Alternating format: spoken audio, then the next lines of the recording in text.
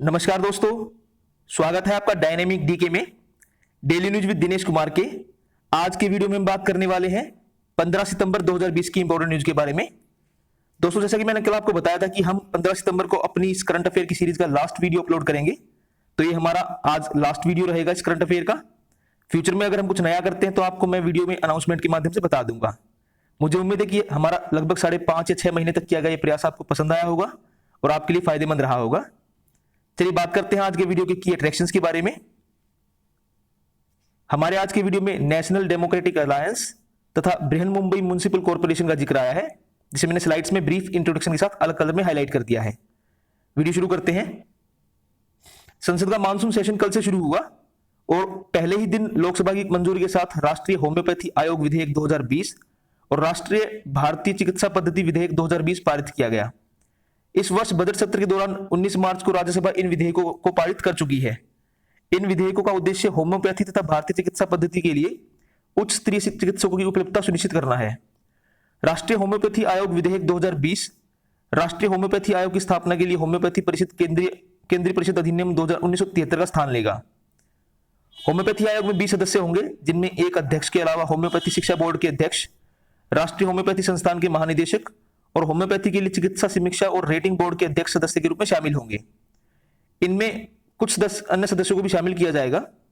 भारतीय राष्ट्रीय चिकित्सा परिषद पद्धति आयोग विधेयक 2020 भारतीय चिकित्सा केंद्रीय परिषद अधिनियम 1970 का स्थान लेगा और इसके स्थान पर राष्ट्रीय भारतीय चिकित्सा पद्धति आयोग का गठन किया जाएगा। आयोग में अन्य सदस्यों के अलावा अध्यक्ष, आयुर्वेद बोर्ड के अध्यक्ष, यूनानी बोर्ड के अध्यक्ष, सिद्धा और सोवारिगपा एक्चुअली तिब्बत की एक चिकित्सा पद्धति का नाम है, उस सहित 29 सदस्य होंगे। इन दोनों विधेयकों में होम्योपैथी के साथ भारतीय चिकित्सा पद्धति के लिए सलाहकार परिषदों का भी गठन करने का प्रस्ताव किया गया है। ये परिषद प्रारंभिक मंच होंगे, जिनके माध्यम से राज्य और केंद्र शासित प्रदेश दोनों आयोगों के समक्ष अपने विचार और समस्याएं रख सकेंगे। कीमतों के निर्धारण और कृषि कार्य पर किसानों की सहमति से संबंधित विधेयक लोकसभा में प्रस्तुत किया गया। कृषि मंत्री नरेंद्र सिंह तोमर ने विधेयक पेश किया। विधेयक पेश करते हुए श्री तोमर ने कहा कि यह विधेयक किसानों के हित के लिए है। अगली खबर है, एनडीए के उम्मीदवार हरिवंश को फिर राज्यसभा का उपसभापति चुन लिया गया है। सदन में सदस्यों ने ध्वनि मत से उनके नाम का अनुमोदन किया। भारतीय जनता पार्टी के जेपी नड्डा ने उनके नाम का प्रस्ताव किया, जिसे सदन ने मंजूर कर लिया। बाद में सभापति एम वेंकैया नायडू ने उनके उपसभापति निर्वाचित होने की घोषणा की। विपक्ष ने श्री हरिवंश के खिलाफ राष्ट्रीय जनता दल के मनोज झा को उपसभापति के लिए नामित किया था। हालांकि विपक्षी दलों ने इसके लिए मतदान पर जोर नहीं दिया और जनता दल यूनाइटेड सांसद हरिवंश को ध्वनिमत से चुने जाने की घोषणा कर दी। श्री हरिवंश को बधाई देते हुए प्रधानमंत्री मोदी ने कहा कि पत्रकार और सामाजिक कार्यकर्ता के तौर पर जनता दल यूनाइटेड सांसद सभी रूप में लोकप्रिय हैं। अगली खबर है, प्रधानमंत्री मोदी वीडियो कॉन्फ्रेंस के माध्यम से आज बिहार में शहरी बुनियादी ढांचे से जुड़ी 7 परियोजनाओं का उद्घाटन और शिलान्यास करेंगे। इनमें से 4 परियोजनाएं जल आपूर्ति, 2 सीवेज व्यवस्था और 1 रिवर फ्रंट विकास से संबंधित है। इन परियोजनाओं पर कुल लागत 541 करोड़ रुपए का आने का अनुमान है। इन परियोजनाओं का कार्यान्वयन बिहार के शहरी विकास और आवास विभाग कर रहा है। राज्य के मुख्यमंत्री नीतीश कुमार भी इस मौके पर उपस्थित रहेंगे। अगली खबर है, युवा मामले और खेल मंत्री किरण रिजिजू ने कल लद्दाख के लेह क्षेत्र में विभिन्न खेल सुविधाओं की आधारशिला रखी। इन पर लगभग 12 करोड़ रुपए की लागत आएगी। उन्होंने लेह ओपन स्टेडियम में एक सिंथेटिक ट्रैक और एस्ट्रोटर्फ की आधारशिला भी रखी। इस परियोजना पर 10 करोड़ 68 लाख रुपए खर्च होने का अनुमान है। इसे अगले साल जनवरी तक पूरा किया जाएगा। बात करते हैं कोविड-19 पर अपडेट की। देश में कोविड-19 से स्वस्थ होने वालों की जो दर है वो 78% हो गई है। पिछले 24 घंटों के दौरान 77,000 से अधिक कोविड रोगी स्वस्थ हुए और स्वास्थ्य मंत्रालय के अनुसार स्वस्थ होने वालों की कुल संख्या 37,80,000 से अधिक हो गई है। वर्तमान में संक्रमित लोगों की कुल संख्या 20.36% रह गई है। फिलहाल भारत में इस इन्फेक्शन से मरने वालों की जो रेट है वो 1.64% रह गई है, जो कि वर्ल्ड में सबसे कम दर वाले देशों में शामिल है। पिछले 24 घंटों में 1136 लोगों की डेथ होने के बाद इससे मरने वालों की कुल संख्या 79,722 हो गई है। अगली खबर है, बात करते हैं महाराष्ट्र की। महाराष्ट्र में कोरोना इन्फेक्शन को फैलने से रोकने के लिए और लोगों को जागरूक करने के लिए मेरा परिवार मेरी जिम्मेदारी अभियान शुरू किया जा रहा है। मुख्यमंत्री उद्धव ठाकरे ने इस राज्यव्यापी मुहिम की पृष्ठभूमि पर मुंबई में बीएमसी द्वारा चलाई जा रही मुहिम की तैयारी का ब्यौरा लिया। उन्होंने इस मुहिम का एक जन आंदोलन बनाने का और इसमें पूरा योगदान देने के लिए नागरिकों का आह्वान किया। बीएमसी के एक कर्मचारी और 2 स्वयंसेवकों समेत 3 सदस्यों की टीमें महानगर पालिका क्षेत्र में हर घर जाकर विभिन्न जानकारी इकट्ठा करेंगी।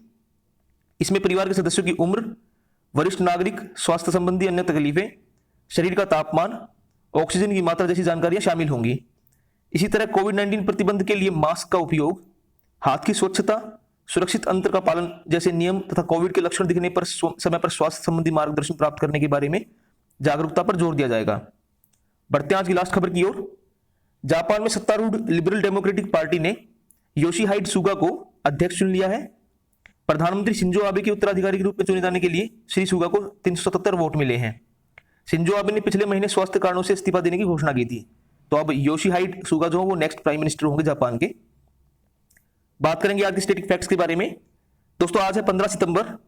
15 सितंबर 1821 को act of independence of central America के अंतर्गत Costa Rica, El Salvador, Guatemala, Honduras तथा निकारागुआ ने स्पेनिश साम्राज्य से स्वतंत्रता की घोषणा की।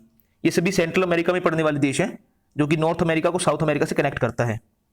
15 सितंबर 1857 को अमेरिका के टिमोथी एल्डर ने एक टाइपसेटिंग मशीन का पेटेंट कराया। 15 सितंबर 1916 को पहली बार किसी युद्ध में टैंक्स का प्रयोग हुआ। ऐसा बैटल ऑफ फ्लैट्स कोर्सलेटे के दौरान हुआ था। इन टैंकों को लिटिल विलीज निकनेम दिया गया था। 15 सितंबर 1928 को स्कॉटिश जीवाणु विज्ञानी अलेक्जेंडर फ्लेमिंग द्वारा पेनिसिलिन की खोज की गई। 15 सितंबर 1935 को जर्मनी की नाजी पार्टी द्वारा न्यूरेमबर्ग लॉज प्रभावी किए गए। इन कानूनों के तहत यहूदियों की नागरिकता समाप्त की गई, उनका गैर यहूदियों के साथ संबंध बनाना प्रतिबंधित किया गया और स्वास्तिक जो होता है उसको जर्मनी का आधिकारिक प्रतीक बनाया गया। स्वास्तिक हमारे हिंदू धर्म में भी आप देखते हैं कि एक चिन्ह के तौर पर प्रयोग होता है, तो नाजी जर्मनी का ये ऑफिशियल सिंबल था उस समय। 15 सितंबर 1953 को एस विजयलक्ष्मी पंडित यूनाइटेड नेशन जनरल असेंबली की पहली महिला अध्यक्ष चुनी गई। 15 सितंबर 1963 को अहमद बेन बेला जो हैं वो अल्जीरिया के पहले राष्ट्रपति चुने गए।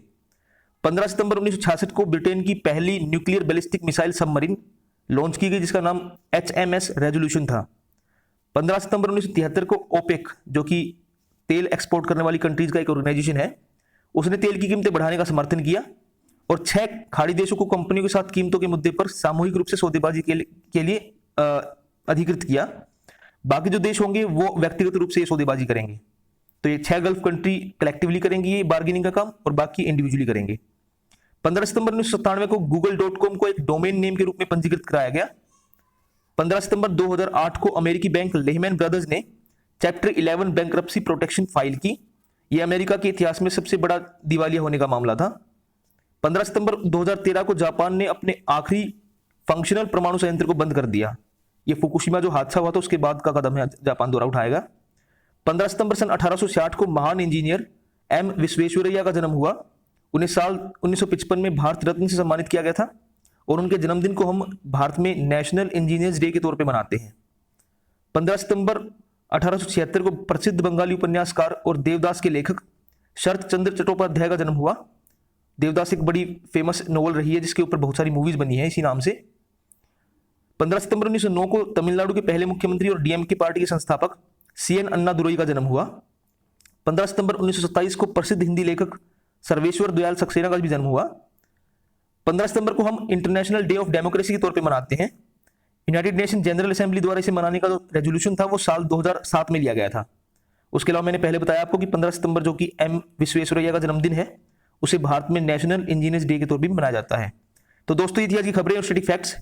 मुझे उम्मीद है कि आपको ये सीरीज और ये वीडियो पसंद आया होगा। आपकी सपोर्ट के लिए मैं आपको धन्यवाद देता हूं। आगे जैसा भी हम कोई प्लान करेंगे आपको बता देंगे। Please like, subscribe and share. अगर आपका वीडियो के रिलेटेड कोई सवाल है या पिछले वीडियो के बारे में भी कोई सवाल अगर आपका हो तो you can ask me by dropping a comment. Please support me, keep encouraging me. Thank you, bye.